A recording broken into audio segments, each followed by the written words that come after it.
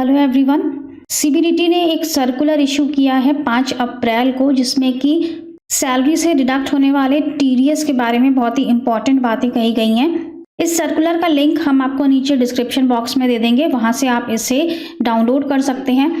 आइए जानते हैं कि सर्कुलर में क्या दिया गया है।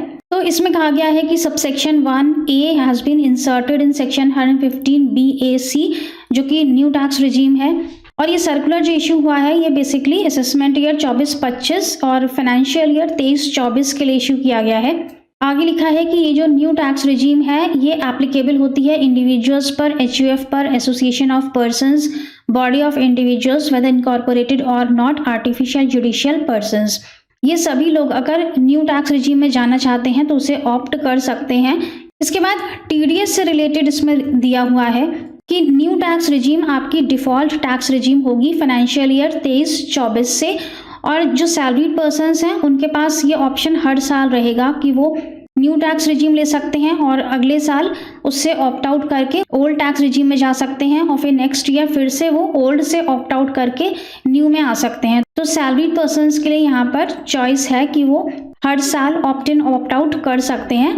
इसमें लिखा है a person not having income from business of profession can exercise this option every year. लेकिन जिनकी बिजनेस या प्रोफेशन से इनकम है वो ऐसा हर साल नहीं कर सकते हैं। उन्हें पूरे लाइफ टाइम में सिर्फ एक बार ये चांस मिलता है कि वो न्यू स्कीम से ऑप्ट आउट कर सकें। इसके बाद थर्ड पॉइंट में है कि रिप्रेजेंटेशंस रिसीव हो रहे थे, जिसमें बहुत सारे एम्प्लॉयर से या फिर डिडक्टर से क्वेरीज थी कि कौन सी रिजीम के अकॉर्डिंग सैलरीड पर्सन्स का टीडीएस डिडक्ट किया जाएगा, न्यू टैक्स रिजीम में डिडक्ट किया जाएगा या ओल्ड टैक्स रिजीम में। तो फोर्थ नंबर पॉइंट के अंदर इन्होंने क्लैरिफिकेशन दे दिया है कि आपको हर साल अपने एम्प्लॉय से इंफॉर्मेशन लेनी पड़ेगी कि वो कौन सी स्कीम में जाना चाहते हैं, वो ओल्ड में जाना चाहते हैं या न्यू में जाना चाहते हैं। तो अकॉर्डिंगली जो भी एम्प्लॉय इंटीमेट करेगा अकॉर्डिंगली आपको उसका टीडीएस काटना है।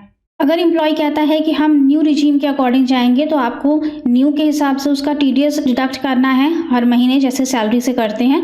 और अगर वो कहता है कि मुझे ओल्ड में जाना है तो आपको ओल्ड के हिसाब से, जो ओल्ड टैक्स रिजीम में जो रेट्स हैं उसके हिसाब से आपको उसकी कंप्यूटेशन बनाकर उसका टीडीएस डिडक्ट करना होगा।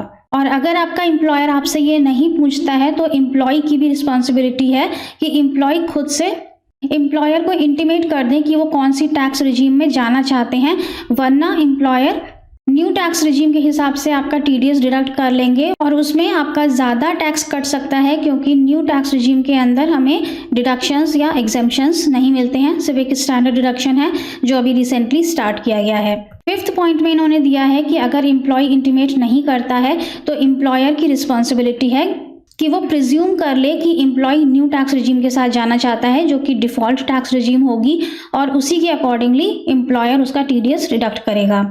इसके बाद 7 नंबर पॉइंट में लास्ट में उन्होंने दिया है this circular is in supersession of circular number C1 of 2020 dated 13/4/2020।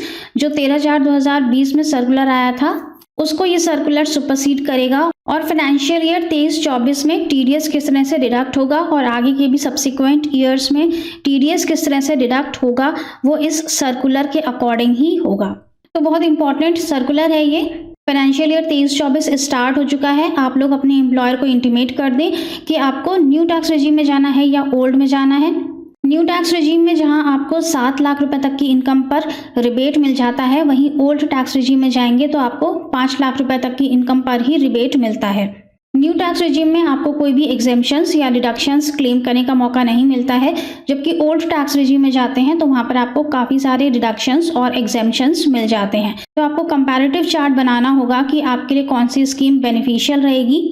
Google पर आपको काफ़ी सारे कैलकुलेटर्स भी मिल जाएंगे जो आपको बता देंगे कि आप कौन सी स्कीम के साथ जाएंगे तो आपके लिए बेटर रहेगा। तो आई होप कि वीडियो आपके लिए यूजफुल रहा होगा। Thank you so much for watching this video. Stay safe and healthy. Bye bye.